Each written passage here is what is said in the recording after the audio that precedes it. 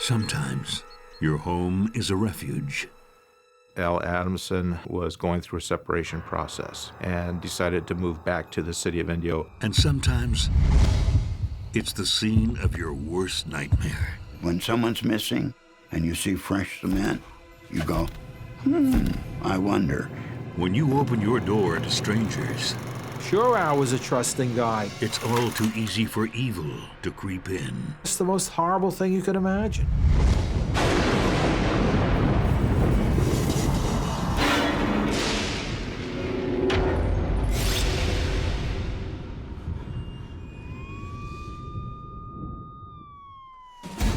In July 1995, police detectives are investigating a missing person and are summoned to a quiet ranch home in Indio, just southeast of Palm Springs. The property probably was maybe 4 to 5 acres. There were 2 residential homes on that property. The main house was occupied by Al Adamson. Al is the man police are looking for. We couldn't find Al. And I said, you know, where is he? Where's he at? Is he in Texas? Or is he in Vegas? Thanks for coming down, Mr. Adamson.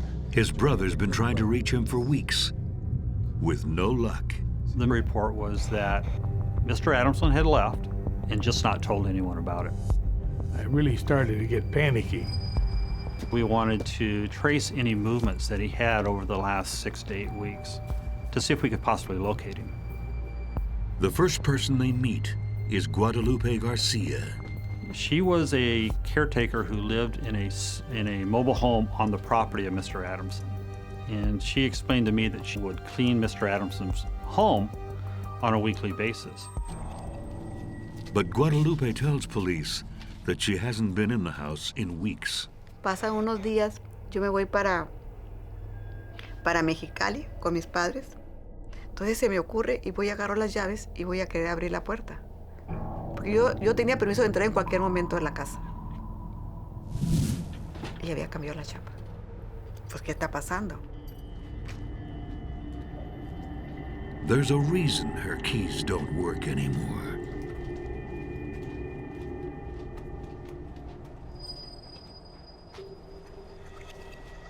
Lupe, you're back. If you know, there's been some huge changes around here. I hired this guy to help me finish some of the work around the ranch, but that's the new owner. Apparently Al sold the ranch or something. Fred Fulford, Al's live-in contractor, explains that Al has sold the property, Seems like an all right guy. but doesn't shed any light on where Al has gone. Al did have plans to sell his Indio home, but not until after it was remodeled. It's definitely a home that needed a lot of TLC. Al Adamson started putting a lot more money into it, trying to improve the structure itself. And once inside, it does appear that Al has packed up most of his belongings.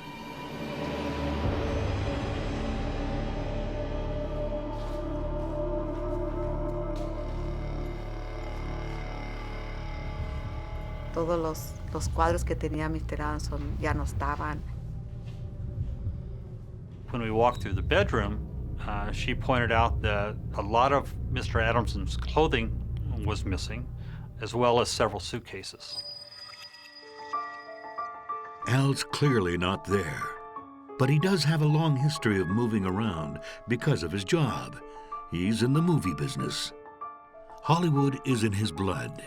He's born there in 1929 to Hollywood staples. His dad is Denver Dixon, a silver screen cowboy. Al and I used to go with him and watch him make the movies. And his mother, Dolores Booth, a star in her own right. His mom was actually a silent film actress in the old Oregon Trail. Unlike his parents, Al can't sing or act, but he desperately wants to be part of the show. Al liked to perform, and we used to give shows out of the garage. Al always told me he wanted to be a dancer, but he said he had 2 left feet and he just couldn't do it. So Al takes another route. No, I'm telling you. No, I've got this lovely lady sitting in front of me right now who is dying to be in one of your films. He became a manager, an agent of singers and entertainers, and he became an owner of a nightclub. And that's what he really liked. But all of a sudden in 1964, he had an idea in his mind that he wanted to direct a film. It just came out of nowhere. This true son of Hollywood finally finds his place on set in the director's chair. All right, everybody settle. And he's a natural. Action. He had great knowledge, I think instinctively from being with his father, great knowledge of the structure of film. And the structure of film is the key to filmmaking. Al's dad introduces him to Sam Sherman, an up-and-coming filmmaker in New York. Well, we hit it off from the beginning. In 1968, they start Independent International Pictures. We wanted to make musicals. We couldn't get anywhere with that. So I knew a lot about horror pictures. Al said, well, if you think that'll make some money, we'll do it. So we got started on horror pictures. Al is liked by his cast and crew right away, even if they find him a bit square. My impression of Al Adamson was he belonged working in a hardware store in Fresno, California. He just did not look like a film director. I thought, gee, he's not glamorous, he's not hip, he didn't do drugs, he didn't drink really at all. No, thank you. But he had this ability to get people excited about the project. This is gonna be great. This is gonna be a great movie. Okay, cut. It's not long before Al's movies develop a cult following. Take your time getting to her, you know. Al made B movies. Whatever was going on at the time, whether it was blaxploitation or whether it were biker films or horror films, he would sort of squeeze himself into that genre and do it. Al and Sam both gave the people what they wanted. Al Adamson was smart enough to listen to Sam Sherman and to know you give the people what they want. You get a few nude girls, you get a little bit of action, you know, you have kind of a cool hip movie and the people will come. He's had some great successes. Dracula vs. Frankenstein, as a little child, you're watching at midnight and it was the movie you wanted to watch. He made one called Five Bloody Graves. Satan, sadism. They developed a huge following. They became these cult filmmakers. Al Adamson was the king of the drive-in. But eventually, life will imitate art, and Al will find himself in the middle of a real-life horror story. It was horrifying, horrifying.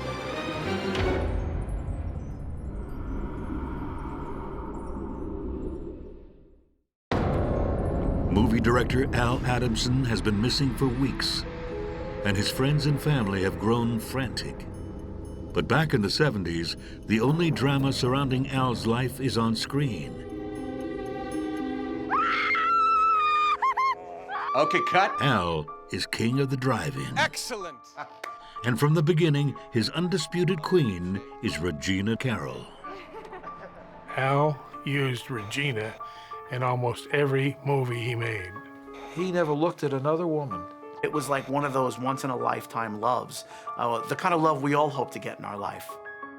They marry in 1972. They had similar interests, they were theatrical personalities, and I think they were genuine people. And I think they shared a genuine love. And I think the living together, the working together, the getting married, it all went hand in hand.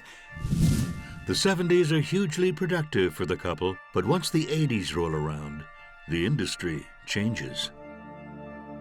A lot of drive-ins were shutting down. So the changing environment of the entertainment industry, the changing culture, it just kind of boxed them out at that point.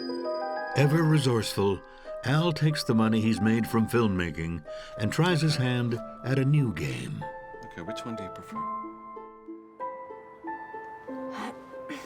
Oh, definitely that one. He got into real estate because he could make money at that, doing that. I seen him make 30 grand in 2 months. Al was very successful in real estate.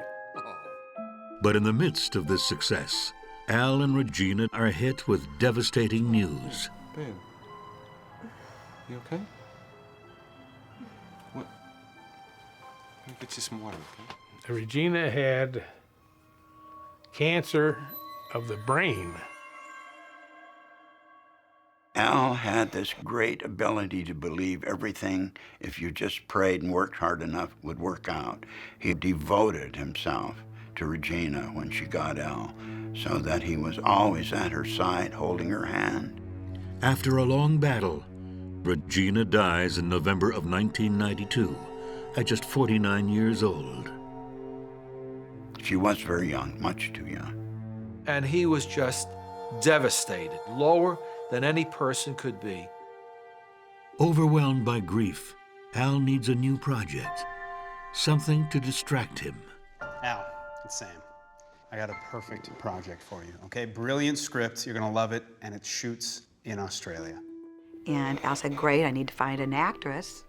Enter a new leading lady, both on screen and off.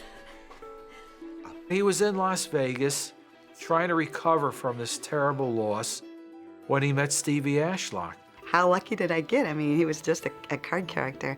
And I came down to audition for a movie he was doing. So, you had a chance to read the script? What? Oh, yes. Yeah. Yes. The character's good. It works for you? Mm-hmm. Yeah, I mean, I'm just gonna sort of... Oh, a couple weeks go by and I didn't hear anything. And then finally I get a phone call. And the next thing I knew, they had a romance going. The movie soon wraps, but the romance doesn't. Back stateside, the couple is ready to start a glitzy new life together in Las Vegas. He said, I want you to go home and pick out a house. I said, okay. It was a gorgeous house. It was an English Tudor house and just looked like a little something you'd find in Cinderella. It needs a little work, but they figure it can be done while they're jetting around the world. Al and I traveled most of our time together. And no more get home from one trip and had to unpack and hurry up and scurry and pack up for the next trip. And so we were constantly on the go. Their newfound love is like something out of a fairy tale. But most fairy tales have villains. I had left the gate open that day because we were expecting the gardener to come.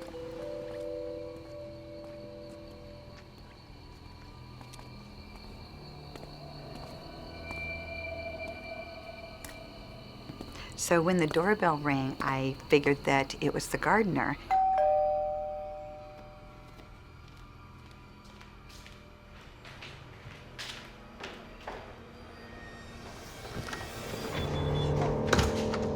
Hey, that was rude. Why did you slam the door? I don't know who that was, but it wasn't the gardener. You're just being silly. Hey, excuse me. Can I help you? Yeah, I'm Fred. Hi. Hi, Fred. Come on in. Thanks. Hey. I was just doing some work down the street. I've been taking care of this place for the previous owner. Oh, okay, I really? put in the pool and I've done all the yard. Fantastic. When Fred Fulford shows up unexpectedly, Al is quick to give him work. Great. Well, good to meet you, Fred. I'll see you tomorrow. Fred was in the right place at the right time. As long as somebody was willing to pay him for something, he stuck around and he did it. Al was always about working a deal with somebody, you know, that was his nature. I'll work a deal with Fred, he'll fix the things, it won't cost me as much as I hired, you know, a construction company to come in to do them. Mr. Fulford came to work for them to do some rock work around their swimming pool. It wasn't unusual for Al to adopt strange people as his buddies or pals, you know, and put them on his films or hang out with him for a while or go into business together. He would hire the Hells Angels instead of hiring actors because he said authentic was believable. Before long, Fred is working out so well that Al makes a grand gesture. Fred, how you doing? Good, man. How are you? Listen, you've been doing some fantastic work around here, and I just wanted to say thanks for all the wonderful work you've done here. And so, listen, here's the keys to the Cherokee. I want you to take it. It's all yours, man. It's my pleasure. Just my little way of saying thanks for all the wonderful work. But one car isn't thanks enough. Al even promises Fred another.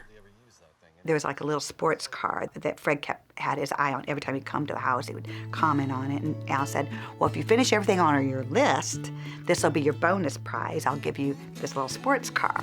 Man, thank you so much. It's a good year. You're welcome, Fred. Really, it's my pleasure. All right. See you Monday. I won't let you down, buddy. Oh, no problem, Fred. I trust you.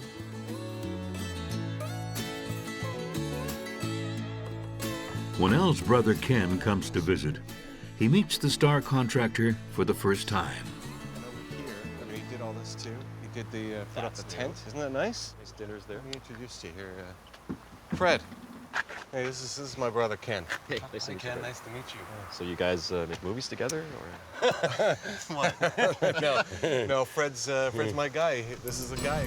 Ken quickly learns that things are not as they appear with Fred. That's the best one. All right, guys. Duty calls. Yo. Women. Yeah, right. Can't live with them. You can't live without them. Say that again. Yeah. Wife? Ex-wife. Spoke with her lawyer on the phone just a little while ago. $800 a month. Oh. Yeah.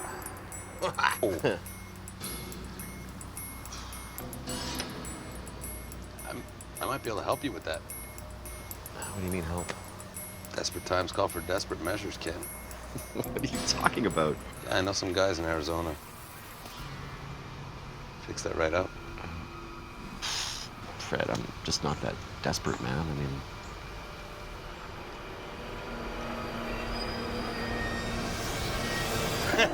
Come on. I'm just messing with you, man. Scared me. Arizona, blah. Yeah, seriously, hills have eyes, right? And my brother said, oh, he's just talking off the top of his head. I said, okay, all right. He was handy. He was a good carpenter and whatever you needed. And he'd worked for us for a couple years doing things, you know, odd things here and there.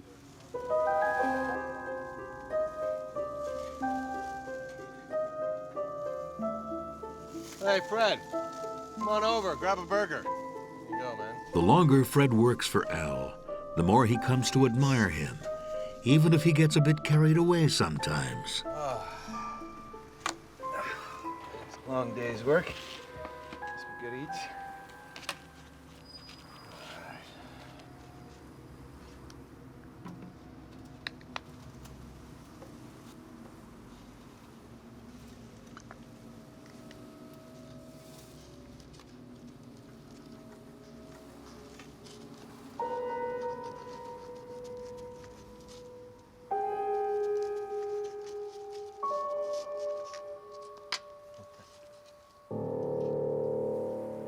The most interesting thing that happened one day, I saw a man at the end of the driveway, which I thought was Al.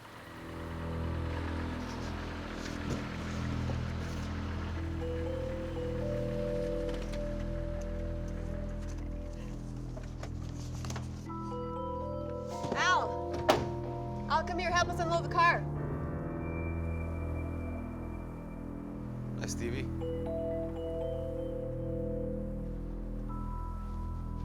It was Fred, dressed exactly like in the same manner that Al would dress in. I was shocked. He started wearing his hair like him, and he had taken on the mannerisms. Sweetheart, just... No, To Stevie, there's just something off about I Fred. don't know what to say to you. I've said it all. And I a million kept times. telling Al over and over again, I said, just give him $200, take him to the end of the driveway, and let him go. But Al doesn't see it. Yet.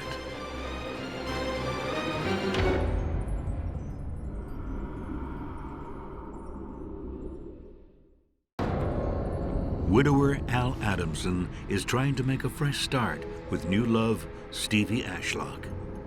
When an unlikely problem comes between them, their contractor, Fred Fulford. Having Fred around the home and working with Al did cause a lot of friction because Fred knew from the get-go that I didn't like him. So he was constantly looking for ways to either badmouth me or cause ill feelings and try to cause friction between Al and I so he could separate Al and get Al alone with him. And I kept saying, please just let him go. Let's go just find somebody else. But Al said no. Soon, there's even more to fight about. It wasn't the same for him, I don't think. He lost a piece of himself when he lost Gina. And I know that he did try to remake her in Stevie Ashlock, but it was not the same.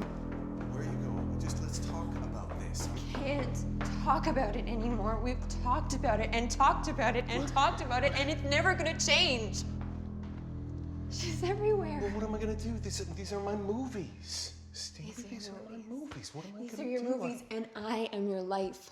Of Or I'm course, supposed to be. sweetheart, of course you're my life. I can't, don't touch away. me. What I'm... She told me, I don't want to be the new Regina. I don't want to do that. I want to be myself. And Al kept pushing me and pushing me. And that was the story of that relationship. With his romance in tatters, Al retreats to his beloved California.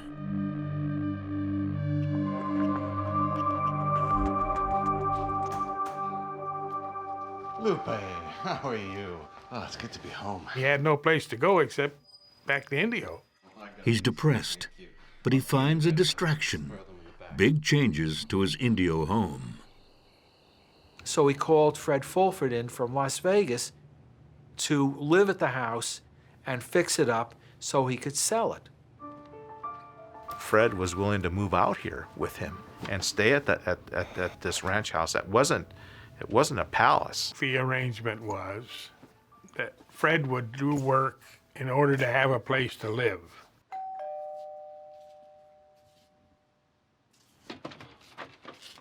Hey, Fred. Hey, buddy, how you doing? How's your trip? It's great. I got the right car for it. Fred's not the only employee with this kind of deal. Then there was a mobile home off to the side where Miss Garcia and her husband stayed. Nosotros íbamos a regar las palmas, a chequear que la toronja, que el árbol de toronja tuviera agua. Y cuando él venía a la casa, tener limpia su casa y darle mantenimiento a lo que era la alberca. Entonces, ese era mi trabajo, nuestro acuerdo. Y por ese acuerdo no íbamos a pagar ni luz, ni agua, ni el parqueadero donde estaba la trailer. Él no era el patrón, era una familia, era parte de la familia. Y yo me sentía parte de su familia. Between Al, Fred, and the Garcias, it's a makeshift family for Al. And a tonic for his grief. Buddy. Hey, Fred. Brought you a present. Oh, thanks. No, I'm good. Not much of a drinker. More for me. I'll take it. Oh, thank you. Some bubbles. Al was such a loner. Any person that spent a lot of time with him, he would try to form a friendship with that person. I think you ordered this. You know I was going to kick your butt. Yeah, that's what it was. Just a month after moving in, Fred's practically family. Hey, look who it is. Your brother? Brother mine. Hey, brother. Hey, kid. What are you doing playing basketball in the rain on Thanksgiving? Oh, my God. I completely forgot. It's Thanksgiving. Yeah. How you been? Want to get some dinner? I'd love to. Frank, do you want to come? Sure, man. Come along, buddy. Yeah. Thanksgiving. Come on. All right, thanks. All I'd right. love to. Come on. Starving. We all went to Sizzler right here in Indio. And we had turkey dinner. So he's treating him like a brother. And whenever Al travels for work, he leaves Fred in charge. Okay. Well, all set. How long are you going for? Oh, I don't know. A couple of weeks, maybe. Al would stay there for a little while, and then he would pick up and go somewhere else on a real estate thing. When Al would go away, he'd take care of everything. Well, do you think you could leave me a credit card or something for, I need to buy supplies? Yeah, of course, man, of course. Fred Fulford was not able to get money to pay for the supplies. So Al went ahead and gave him this credit card to buy supplies. Use it, don't abuse it. Come on, Al. You know me. I'm kidding, buddy. Yeah. Have fun out there. Do well. Let me help you out. Oh, thanks, man. All right, Fred. Here you go, buddy. Take care, man. See you you soon. Be careful.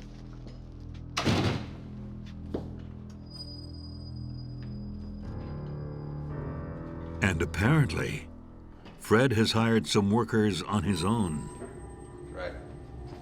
So this is what I was telling you about. This whole section here needs to be replastered. On this side, you could just do the patchwork, just like around the lights. You can see it's chipping and cracking. He even starts acting like the boss. Aunque él me miró así como diciendo, esta es la criada, esta es la nani, la criada.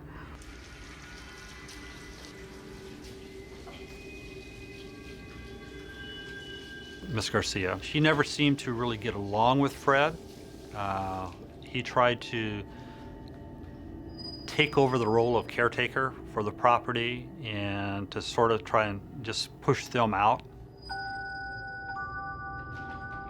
Fred's getting very comfortable at Al's. Perhaps too comfortable.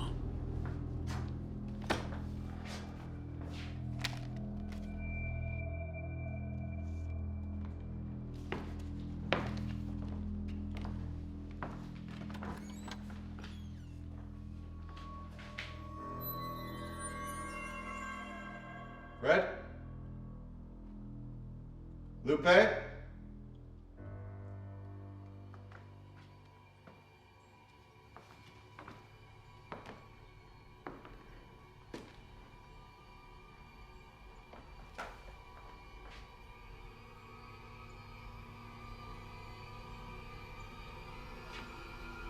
Fred?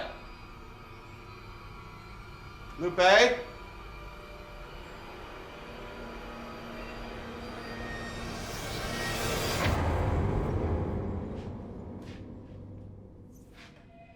Al told me, I leave money on the table. Fred helps himself to the money and takes a credit card and goes, fills up his car with gas and comes back and throws it back on the table. And Al is starting to notice. That was just Fred, my contractor. He's not in my good books at the moment.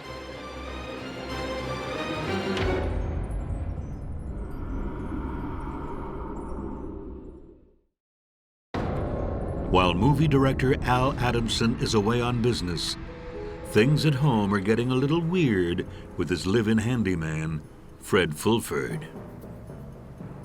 And soon, Fred starts taking control of everything.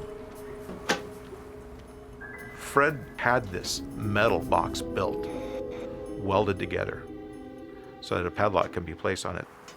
How am I supposed to get the letters now? You're just gonna have to find someplace else. You're not gonna be getting mail here anymore, senorita.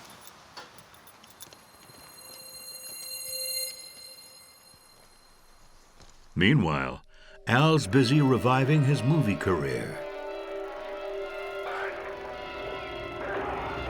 Al was working on this project. He had filmed in Australia twice, once in Italy, once in Texas, was working on it any place that we felt it was necessary to work on it. He was just full of enthusiasm. He was the old Al Adamson. Al isn't the only one back in the game. His old colleague, Gary Kent's just finished a screenplay, and he can't wait to tell Al about it. Hello? Hey, Al, I've got a script for you. Oh, yeah? Yeah, it's about a guy who's trying to buy a car, and he doesn't have the money for it, and he hits him on the head with a hammer. Okay, sounds interesting. Well, why don't you send that over? Al, can we...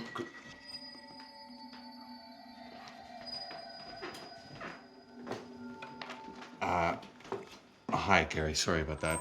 That was just Fred, my contractor. He's not in my good books at the moment. Anyways, continue. Al had not been extremely happy with the work that Fred was doing. While some of the work was okay, there was other things that were done that he did not like and he wanted redone. Here's another example right here. Look, what's this here? I think it was more that he did not know how to do it properly. And much of that was done below the current building code standards. And that's not all. Hello, this is Al Adamson. Excuse me, what do you mean? I haven't received any letters. No, I haven't received anything. He was borrowing from my brother for a long time. And Al says a couple of $100 here and there don't mean nothing. But now, Al thinks it might be more than that.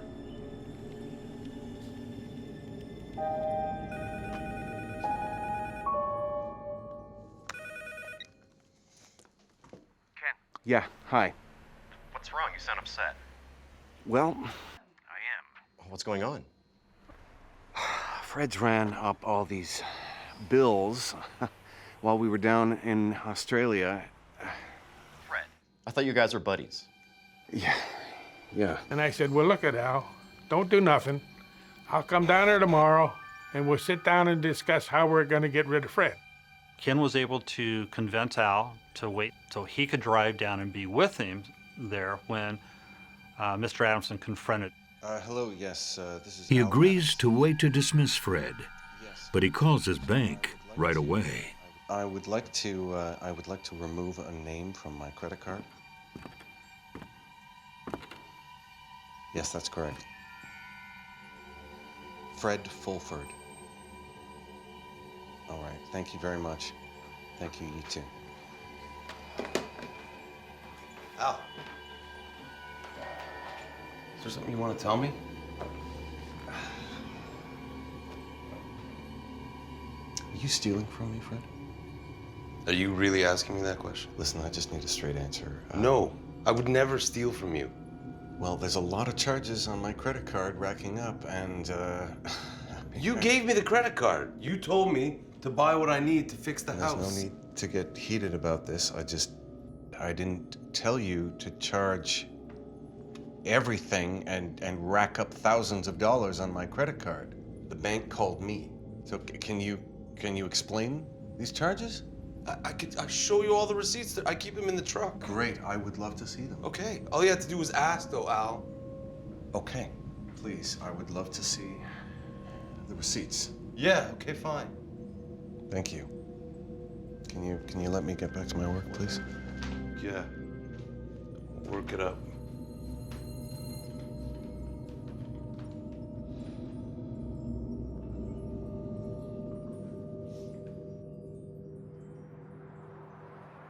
The next day, Ken shows up for his lunch with Al.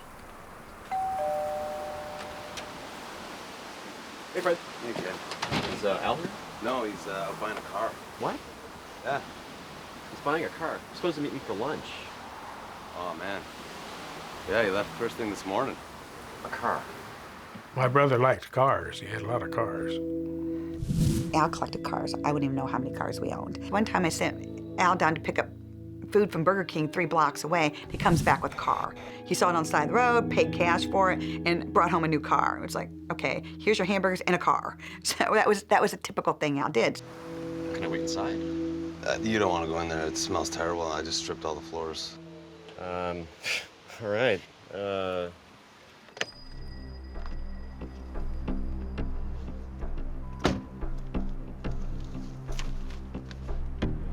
Ken waited around for several hours, and when Al still did not return, he left to head home.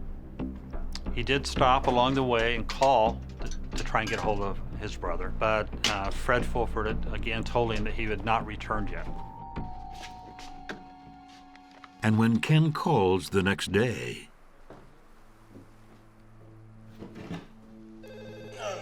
it's Fred who answers once again. Hello? Can I speak to Al? Sorry, Ken. He's already gone on a trip. Did you tell him I wanted to speak with him? He left before I had a chance to see him. That's impossible. Sorry. I figured he was doing something somewhere else, and he either forgot he had the appointment with me, or he got, tied up doing something else with somebody else. So. Stevie is next in line to call. Fred answered the phone, and I said, well, I need to talk to Al, and he said, oh, he's not here. And I said, well, have him give me a call. And this went on for 3 days. But I'm up against the deadline because I leave on Saturday, and Al's supposed to be back by then, and I don't know where he is, and I don't understand why he's not returning my phone call. And now I'm starting to get angry. And I took off for Mexico with my family without Al, not knowing where he was. And that was highly unusual. Weeks later, when Stevie returns home, there's still no word from Al. So she calls a mutual friend. After we got everything in the house, the first thing I did was I picked up the phone and I called Sam Sherman. Hello? Sam. Stevie, hey. Where's Al? Do you know? What? I thought he was with you in Mexico. It becomes clear no one knows where Al is. I gotta go. Stevie? Finally, a desperate Ken goes to the authorities. Ken had contacted the police department and was very upset about the fact that his brother wouldn't normally just disappear like that. Everything came back up. Nobody had seen him. Like he vanished. As investigators search Al's home for leads, they discover something is missing.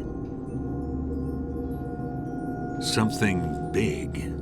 Officer, there was a jacuzzi here, Mr. I love to take jacuzzi all the time. He had 2 jacuzzis, one in the pool and one in the house. And he was always proud of that one in the house. Al would never have removed that jacuzzi. Ms. Garcia was able to explain that in the mid part of June, some gentleman had removed the jacuzzi. And in its place, freshly laid tile. He said, when someone's missing and you see fresh cement, you go, I wonder.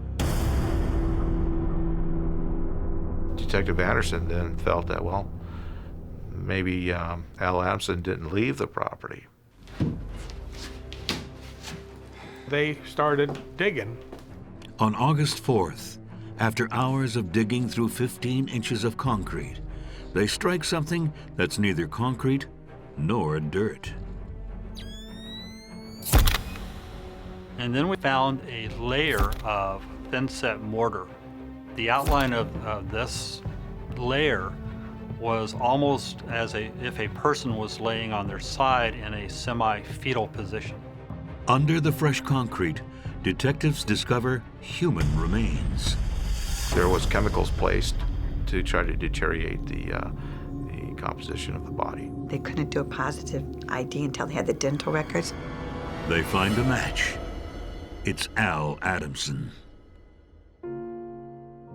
They found my brother, and I cried for 3 days. Es triste. Porque él me dijo, estaba envuelto en la sobrecama que le compraste. It was horrifying, horrifying. There's no emotion. Your life stops. It just stops. After they found the body, they had to try to figure out who could have done something like this. Police first look at the man claiming to be the ranch's new owner. Ya estaba preocupada, pero cuando empecé a preocuparme más fue cuando Fred se fue y dejó al señor ahí. But when the police speak with him, he claims he's simply been hired by Fred to look after things. Listen, whatever it is you're looking into, I got nothing to do with it. Fred Fulford, he hired me to look after the place. It's a big place. I'm doing my best. Y entonces yo dije, oh Dios mío, algo fuerte está pasando aquí. Investigators turn to Al's financial records for any potential leads. They learn there have been both deposits and withdrawals made on Al's account since he's been missing. We were able to identify the person that cashed both of those checks. And it's not someone they recognize, leaving detectives to wonder just who is the stranger with Al's checks.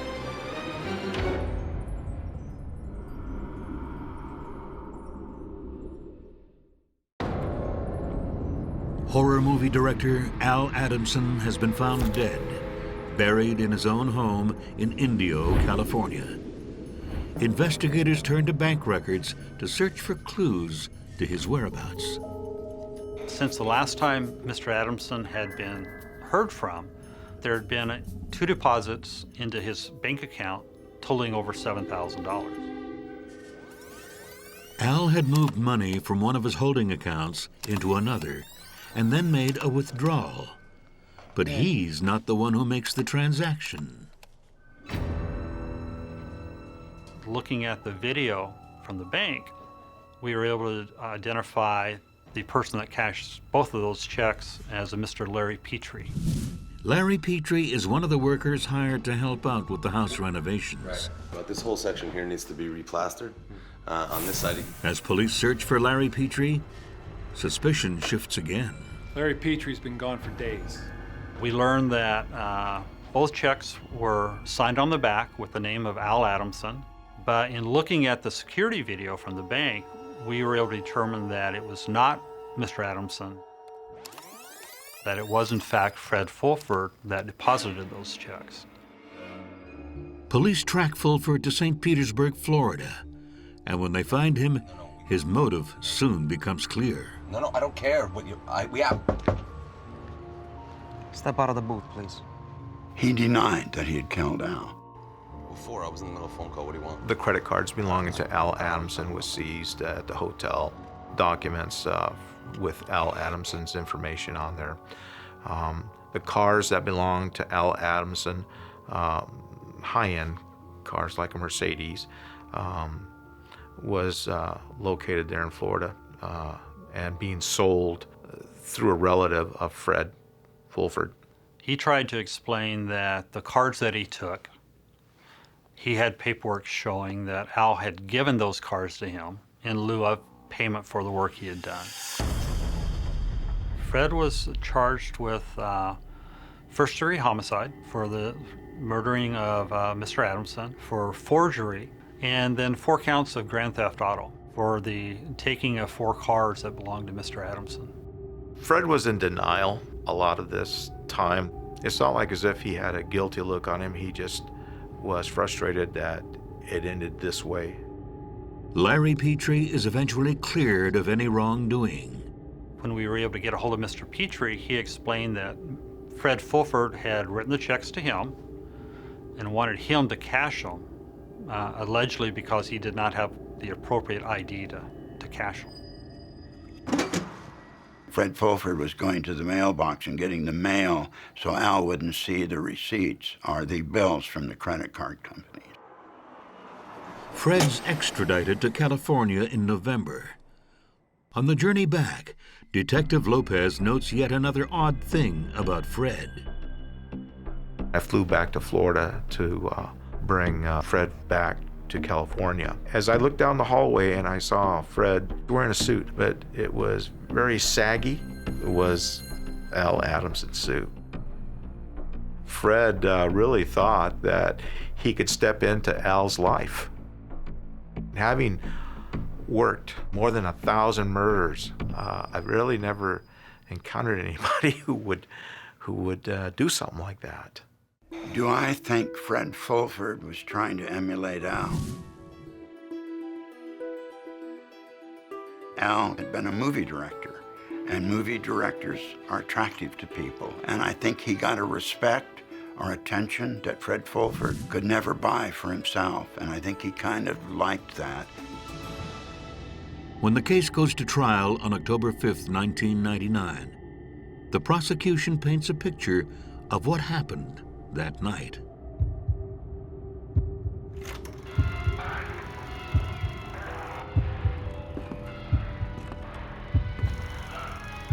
Something we need to talk about? You gave me the credit card. Please, I would love to see the receipts. Yeah, okay, fine. Work it up.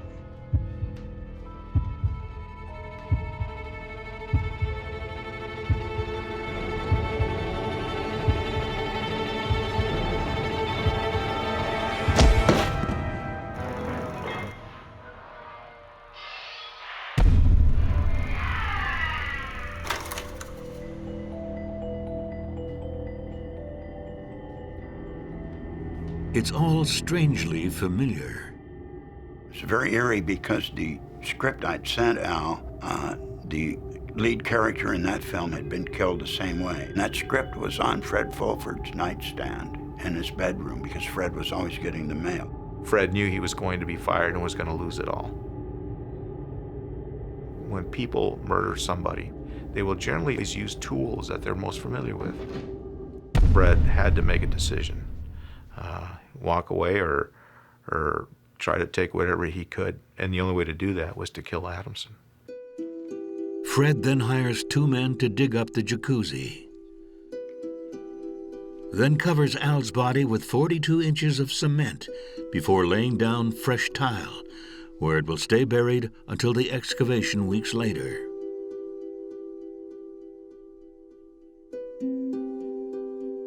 It takes the jury less than 2 hours to find Fred guilty of first-degree murder.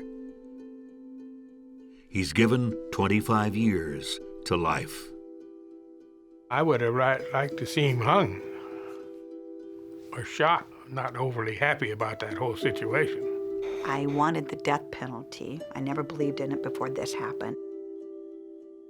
A lot of people have said Al Adamson was murdered because he made all those horrific films, horror films and angry films and films about lust and murder and pillage. Al wasn't that way at all. What do I miss the most about Al Adamson is his love of life. The last person I expected to be murdered was Al Adamson. And I've not overcome it. Yo pienso que todos los que hacen una película dejan una parte de su corazón y de su vida. Although he was kind of, I'd say sort of a straight arrow, he was still full of magic, and he brought a lot of magic people together for his films. And I miss that very, very much. I'm still not over it. I don't even, I can't get too close to too many people anymore. He was such a unique person. You always felt like you were a better person when you left him.